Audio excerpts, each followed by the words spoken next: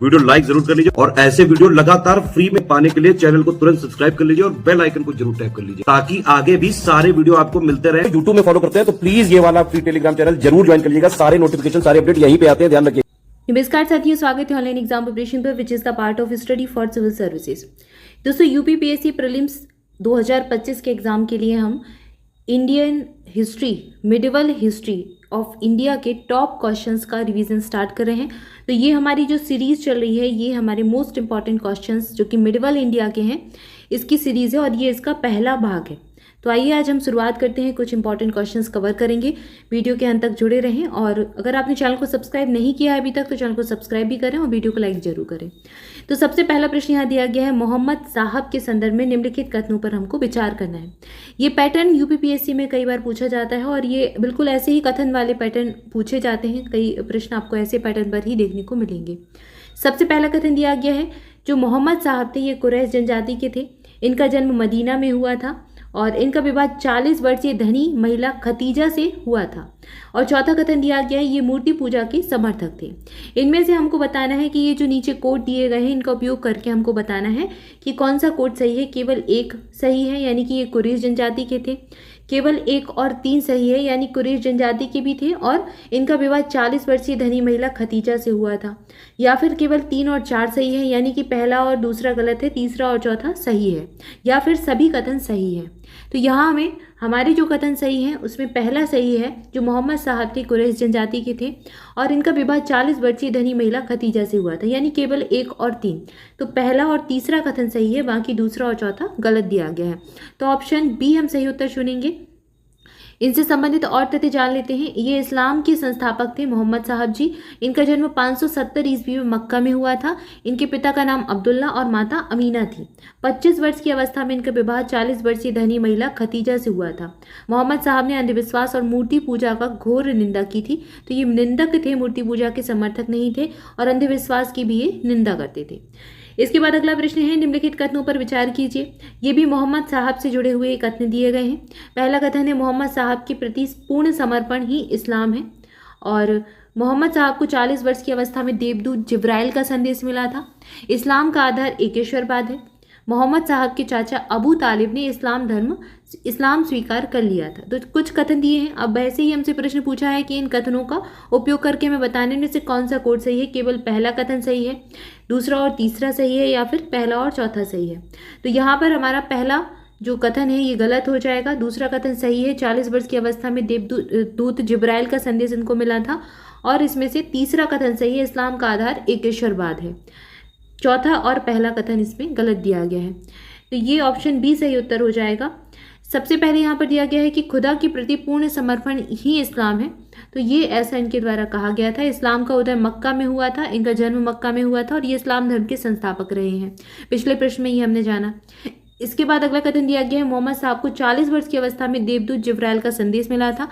इसके फलस्वरूप यह अनुभूति हुई कि वे एक नबी, सिद्ध पुरुष और रसूल देवदूत हो गए हैं तथा उन्हें ईश्वर के संदेशों का प्रचार करने के लिए संसार में भेजा गया है। मोहम्मद साहब के चाचा अबू तालिब ने इस्लाम स्वीकार नहीं किया था। तो कथन क्या दिया गया था, इस्लाम स्वीकार किया था, जबकि सच क्या था, इन्होंने इस्लाम स्वीकार नहीं किया था। ठीक है ना।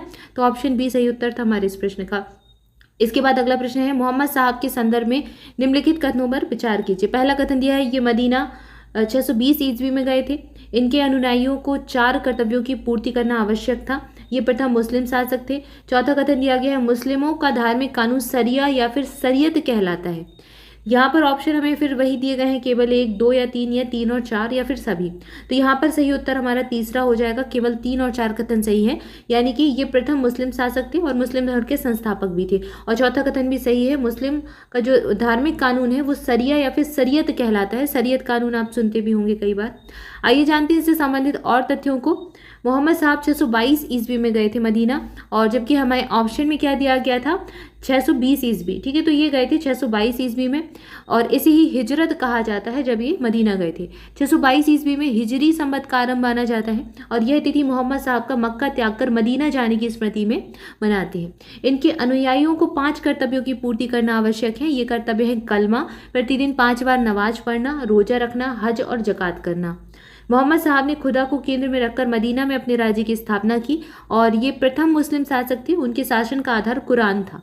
ठीक है, तो ये इनसे संबंधित कुछ इंपॉर्टेंट फैक्ट है। यहाँ पर आप देखेंगे 3-4 प्रश्न जो हमने इनसे संबंधित पढ़े हैं, हिजरी संबंध है और मोहम्मद साहब है, तो मोहम्मद साहब से संबंधित आपके लगभग सारे तथ्य यहाँ पर कवर हो जाते हैं। इसके बाद है मुसलमानों में निम्नलिखित में से कौन सा कर लिया जाता था, तो सदका, जक़ात, उश्र या फिर मतलब 3 ही ऑप्शन दिए गए हैं। तो जो मुसलमान थे इनसे तीनों प्रकार के कर लिए जाते थे, सदका, जक़ात और उश्र, तीनों ही कर ये मुसलमानों से संबंधित है। आइए जानते हैं इससे संबंधित। सदका क्या कहलाता है, ये ऐच्छिक कर कहलाता है। जो अभी जैसे कि आप कई बार देखते हैं तो सदका उतारा जाता है, किसी को नज़र ना लगे तो वो निछावर जैसे कि हिंदू धर्म में कहते हैं, तो वो सदका मुस्लिम धर्म में उसी प्रकार की कोई चीज़ होती है जो ऐच्छिक कर था, स्वयं से देने वाला। जक़ात धार्मिक कर है जो केवल धनी मुसलमानों को उनकी आय का 1/40 लिया जाता था। उष्ट्र क्या कहलाता था, उत्पन्न उपज का 1/10 भाग उष्ट्र कहलाता था। और यदि खेती कृत्रिम ढंग से की गई है तो उपज का 1/20 भाग लिया जाता था, और अगर प्राकृतिक रूप से खेती की गई है तो उपज का 1/10 भाग उश्र के रूप में लिया जाता था। इसके बाद हमें 2 सूचियां दी गई हैं, इनका मिलान करना है। बद्रा का युद्ध कब हुआ, उहूद का युद्ध कब हुआ और डिच का युद्ध कब हुआ था। तो यहाँ पर जो सही मिलान है वो हमको बताना है, पहला, दूसरा और तीसरा। तो 3 कथन यहाँ पर दिए हैं और हमें पहला दिया है BAC और ACB और CBA या फिर ABC। तो यहाँ पर सबसे पहला है जो बद्रा का युद्ध है, ये हुआ था मार्च-अप्रैल 624 ईस्वी में। उहूद का युद्ध किया गया था 625 में, मार्च में 625 ईस्वी में, और डिच का युद्ध हुआ था मार्च-अप्रैल 627 ईस्वी में। तो यहाँ पर पहले का दूसरा हो जाएगा, दूसरे का पहला हो जाएगा और तीसरे का तीसरा, यानी कि हमारा जो BAC वाला है ऑप्शन A ये सही उत्तर होगा। इसके बाद अगला प्रश्न है, निम्नलिखित कथनों पर विचार करना है। पहला कथन दिया है पवित्र कुरान की रचना मक्का में हुई थी। दूसरा कथन दिया गया है अल्लाह एक है और मोहम्मद अल्लाह के पैगंबर हैं। ये कथन अली ने कहा था और मोहम्मद साहब का उत्तराधिकारी अली बना था। तो यहाँ पर हमें बताना है उपरोक्त में से कौन सा कथन सही नहीं है। अब देखिए प्रश्न को बहुत ध्यान से पढ़ना है, सही नहीं बताना है, यानी कि जो कथन गलत है वो हमको बताना है। तो पहला कथन है कुरान की रचना मक्का में हुई थी।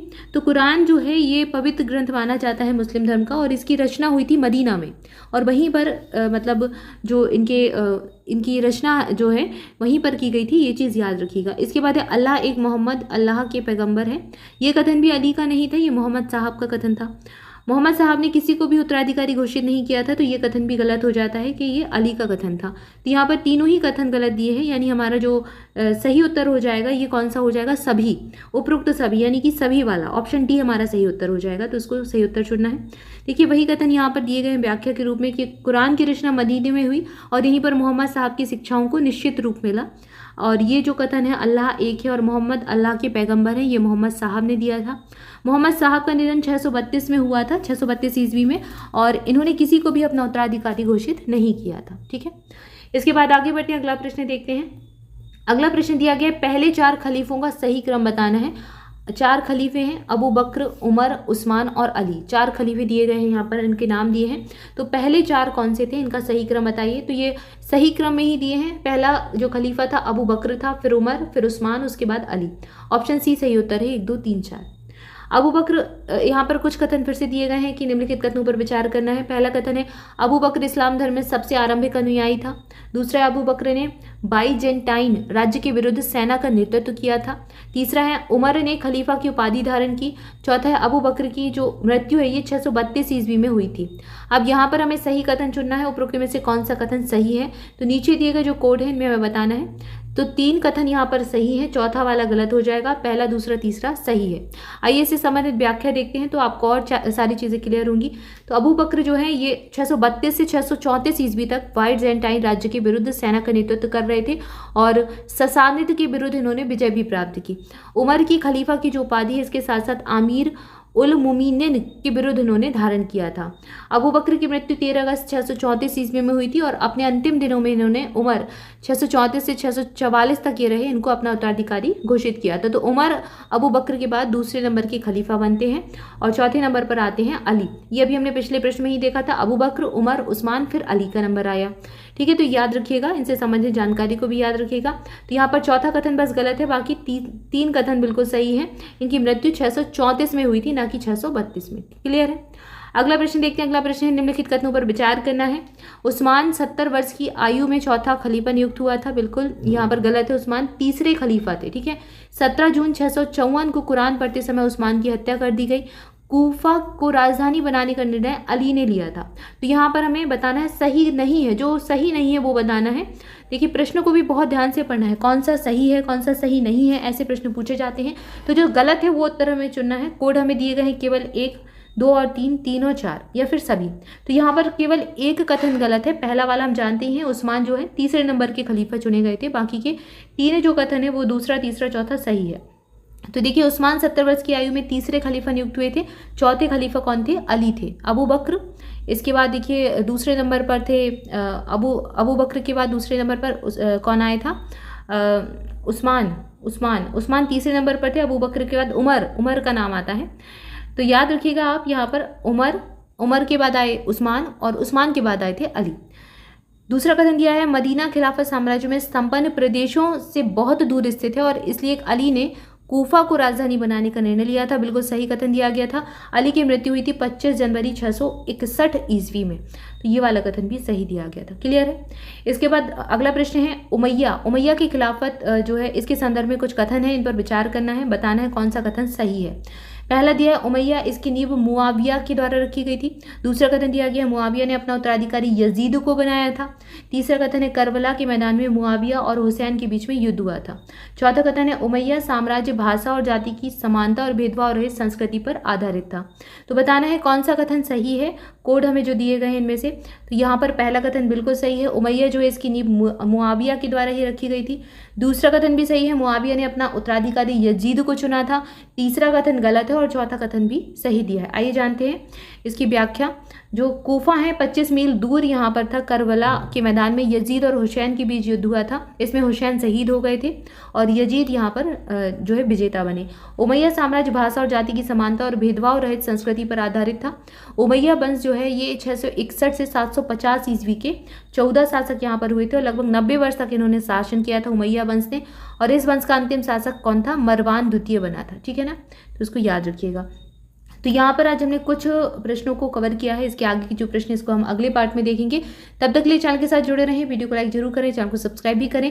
अभी हमारा मेंटोरशिप बैच भी चल रहा है और ये बैच आपको 80% डिस्काउंट के साथ मिल रहा है। तो सिर्फ 499 में इसको ले सकते हैं। इसमें आपको सारे फीचर्स मिल जाएंगे जो आपको स्टडी फॉर सिविल सर्विसेज के यूपीपीएससी प्रीलिम्स को जो एग्जाम है आपको उसका कट ऑफ क्लियर करने के लिए ज़रूरी हो सकते हैं, जिसमें आपको प्रैक्टिस क्विज मिलेंगे और PYQ मिलेंगे 10 सालों के, जितने रिलेवेंट है उतने ही। करंट अफेयर, GK GS सारी चीज़ें मिलेंगी और बहुत सारे फीचर्स हैं। आप ज़्यादा जानकारी के डिस्क्रिप्शन को फॉलो कर सकते हैं। कॉन्टैक्ट नंबर दिए हैं, कॉल व्हाट्सएप करके जानकारी ले सकते हैं या फिर ज्ञानसर एजुकेशन एप्लीकेशन पर जाकर ज्ञानसर डिस्काउंट कूपन कोड लगाकर इसको ले भी सकते हैं। जुड़े रहें चैनल के साथ, वीडियो को लाइक जरूर करें। मिलेंगे नेक्स्ट वीडियो में। Thank you so much.